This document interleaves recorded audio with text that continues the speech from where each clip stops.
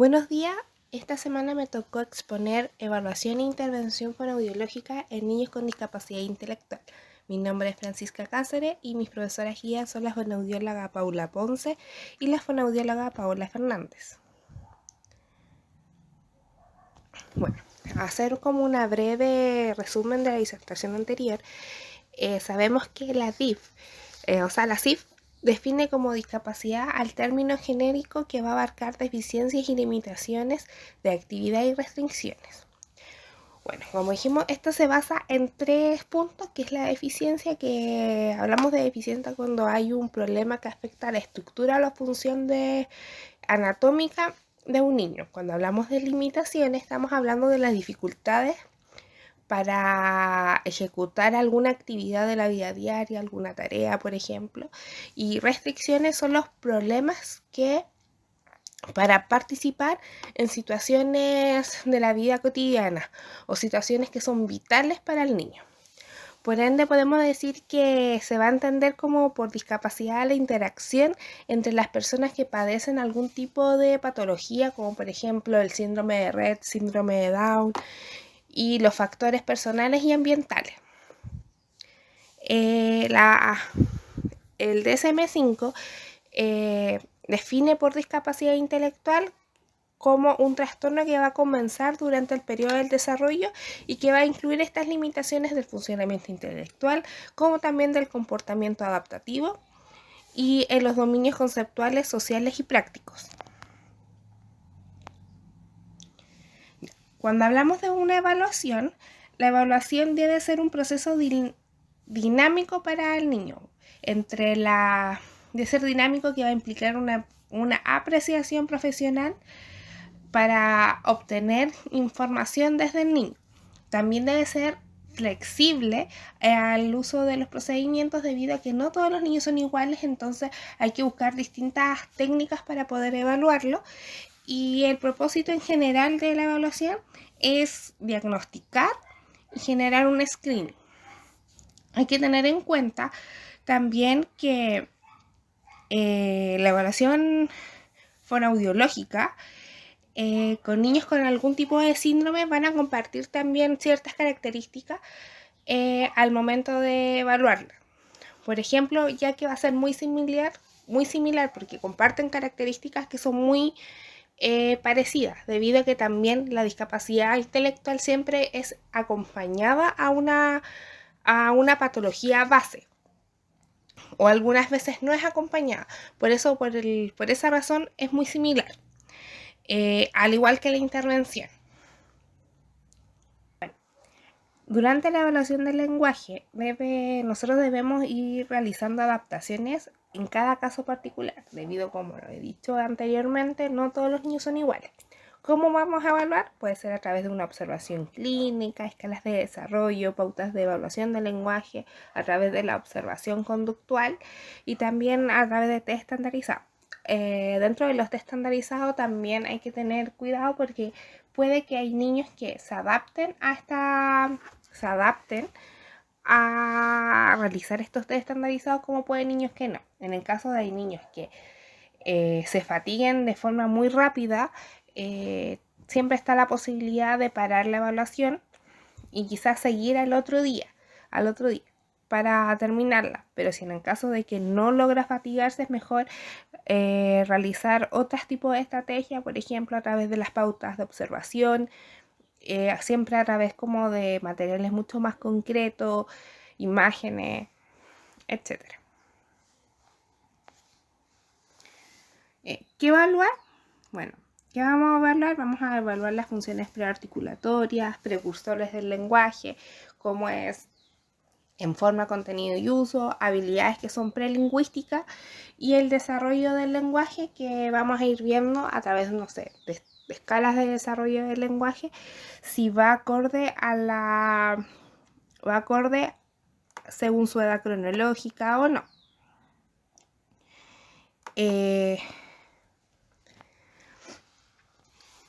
Bueno, ¿qué niveles vamos a evaluar? Por ejemplo, los niveles que nosotros vamos a observar van a ser los siguientes, como el nivel cognitivo, por ejemplo, que vamos a ver la atención mantenida, atención conjunta, Podemos observar también la imitación motora, y no tan solo gruesa, sino que también fina, la imitación verbal, funciones ejecutivas como por ejemplo la planificación, la memoria de trabajo, también la resolución de problemas, el reconocimiento de causa-efecto, por ejemplo.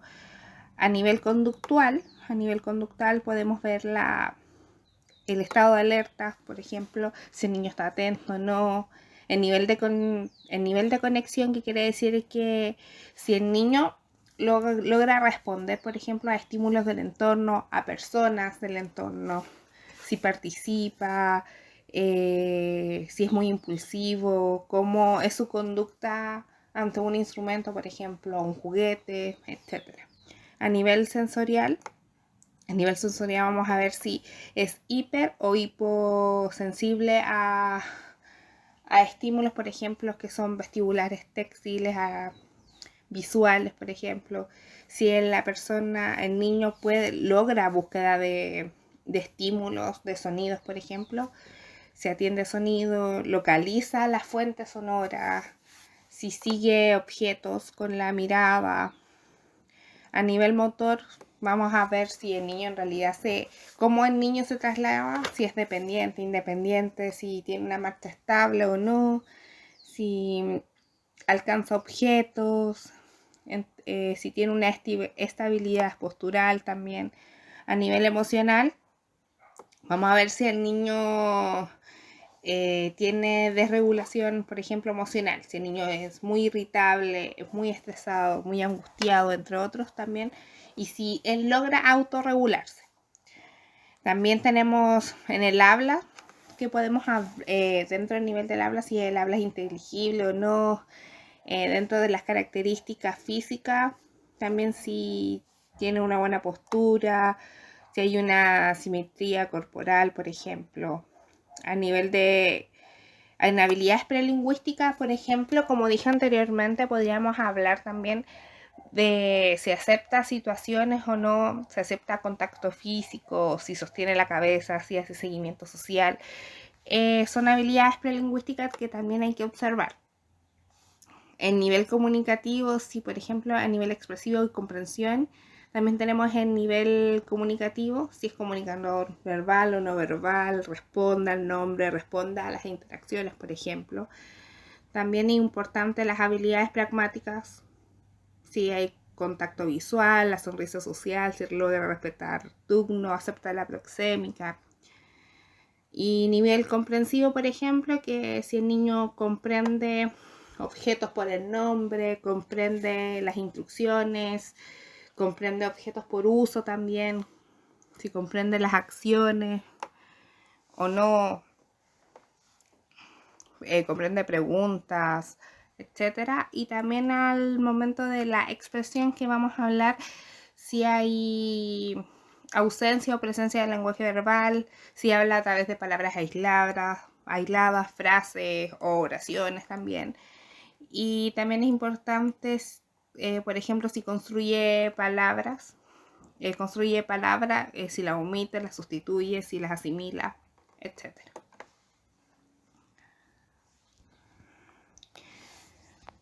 Bueno, la modalidad de la evaluación puede ser de forma informal o mixta. Cuando hablamos de informal, que es una evaluación semiestructurada en donde vamos a evaluarlo de una forma mucho más a través de la observación.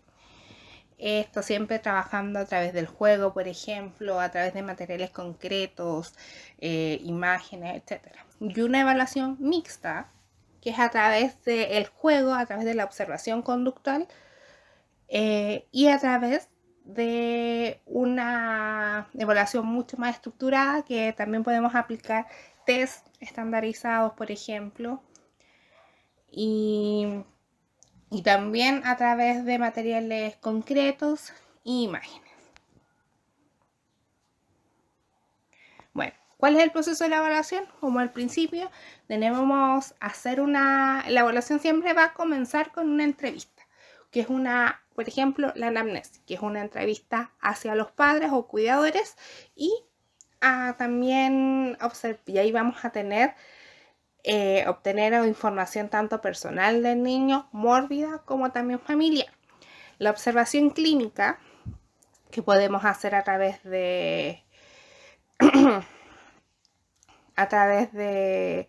pautas, por ejemplo, pautas de observación, que vamos a ver distintos niveles, como los mencionaba anteriormente. Establecer el rapport, que el rapport es el vínculo que se va a establecer entre el terapeuta y el niño. Y luego vamos a tener que planificar el proceso y generar estos procedimientos y estrategias para una futura intervención. Bueno, la intervención en sí, como dijimos anteriormente, no todos los niños son iguales, por lo cual no hay una intervención estándar para cada niño. Sí es muy parecida, como dije anteriormente, a una evaluación, a una intervención que se hace a niños que tienen alguna patología base, como por ejemplo el síndrome de Down, pero no es igual para todas, a eso quiero referirme. Bueno, el objetivo de la intervención es lograr una comunicación y un lenguaje funcional para satisfacer necesidades básicas. Al momento de intervenir es muy importante que la intervención debe ser a través de materiales concretos y ser a través más sistemático y más inmediato para lograr una intervención mucho más acorde. Ya. Es importante, por ejemplo, iniciar un trabajo con habilidades que domine. Siempre vamos a iniciar una intervención con habilidades que durante la evaluación nosotros vimos que esos contenidos ya los tiene. ¿Para qué? Para que el niño no se frustre al momento de trabajar. Entonces tendríamos que empezar con algo que él domine. Conocer las habilidades que puede activar con ayudas, por ejemplo, a través de, ir ayudando a través de reforzadores, una intervención,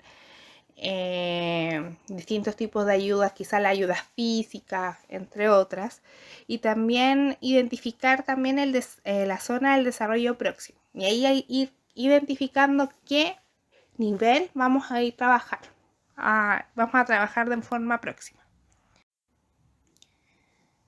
¿Cómo vamos a trabajar? Bueno, vamos a ir usando estrategias como por ejemplo observar el nivel de alerta del niño, siempre realizar actividades interesantes, motivantes para él, que sean... ¿Por qué motivantes para él? Porque hay que mantener la atención del niño y mientras más atención tenga el niño, vamos a lograr un mejor aprendizaje. También siempre hay que ir cuidando el uso del lenguaje, que tiene que ser mucho más sencillo para que el niño logre comprender. Siempre ayudarse a través de soportes también visuales, por ejemplo. También a través del juego, porque mientras trabajamos a través del juego, se logra mayor aprendizaje y también los apoyos de las rutinas. También es importante ir entregando ayudas como por ejemplo las físicas, las imitativas, las verbales directas, indirectas, las gestuales, porque las ayudas nos va a ayudar al niño a responder de forma correcta a algún tipo de pregunta o algún tipo de instrucción que se le diga. Ya, ¿qué debemos tomar en cuenta? Se requiere siempre una colaboración a la familia, en donde hay que entrenar a los padres cómo trabajar con sus hijos. También hay que haber una comunicación, establecer una comunicación entre la familia, la escuela, el terapeuta, por ejemplo. El terapeuta también tiene que ser empático, las tareas deben ser de forma graduada. ¿Por qué de forma graduada? Para evitar la frustración del niño al no poder realizar una. También los materiales tienen que ir adaptándose también a las necesidades y los intereses que tenga el niño. Es muy importante trabajar con material mucho más concreto y exponer siempre al niño a situaciones mucho más concretas. ¿Para qué? Para que se logre un mejor aprendizaje en distintas situaciones. ¿Qué vamos a trabajar? Bueno, vamos a trabajar las habilidades comunicativas de forma temprana, con la finalidad de mejorar estas habilidades comunicativas con el propósito de optimizar las relaciones interpersonales, trabajar atención, léxico y asociaciones, que su objetivo es siempre ampliar el vocabulario en cuanto a la identificación, la nominación, la función y las asociaciones semánticas. Organizar y el repertorio fonológico, que el objetivo será ayudarlos a mejorar la inteligibilidad de la expresión para facilitar una comunicación mucho más efectiva, la morfosintaxis, que para mejorar la comprensión y la estructuración gramatical de los enunciados y así también facilitar una comunicación mucho más efectiva. Y trabajar la comprensión y producción del discurso. Habilidades prelingüísticas. Bueno, dentro de las habilidades prelingüísticas vamos a hablar también trabajando las dichas anteriormente. Y por ejemplo, el contacto ojo-ojo, la coordinación ojo-mano, la sonrisa social, se acepta la terapia, concentración, entre otras. A nivel fonético-fonológico, vamos a potenciar la movilidad de los OFA, mejorar la discriminación auditiva a través del reconocimiento, onomatopeya, sonidos del cuerpo, medio ambiente, etc. La discriminación de sílabas, palabras, fonemas, el contraste de palabras que suenan similares, articulación de fonemas y combinaciones, expresión de la palabra de distinta metría, estimular habilidades metafonológicas. Bueno, esto podemos trabajar a través de juegos de atención y discriminación, por ejemplo, de ruido-silencio, sonido, discriminación de distintos sonidos, de palabra con palabras. Por ejemplo, aquí yo agregué, cada vez que se oiga una palabra clave, debe sentarse en la silla. Cuando oiga otra palabra, debe colocarse al lado de la puerta. Por ejemplo, aquí sería, si estamos contando un cuento y la palabra es cielo, vamos a realizar esas acciones. También se ve, bueno, y también esta se puede hacer a través de sílabas. También juegos de motricidad orofacial, como el juego de soplar, juegos con la lengua, juegos con los labios y también juegos de imitación a través de expresiones faciales, secuencias motoras de sonido y también secuencias rítmicas. A nivel semántico vamos a abordar los campos semánticos, la función de los objetos, ejercitar palabras sociales, por ejemplo, el pedir, el saludar, el despedirse, correspondencias, trabajar relaciones semánticas, análisis y síntesis y asociaciones. A nivel morfosintáctico, vamos a trabajar ejercicios de comprensión morfosintáctica, aparición de situaciones temporales, colocación de la palabra en la frase, reconocimiento de nominación y acciones simples, reconocimiento de licitación y artículo sustantivo, y licitación de frases de 2 palabras, ejercicios de construcción y oraciones, completar oraciones, contestar preguntas y ordenar oraciones. Y a nivel pragmático vamos a trabajar, verbalizar necesidades, mantención del tópico, uso del gesto, toma de turno, respeto de turnos, a través, por ejemplo, de juegos de roles o de obras teatrales, por ejemplo.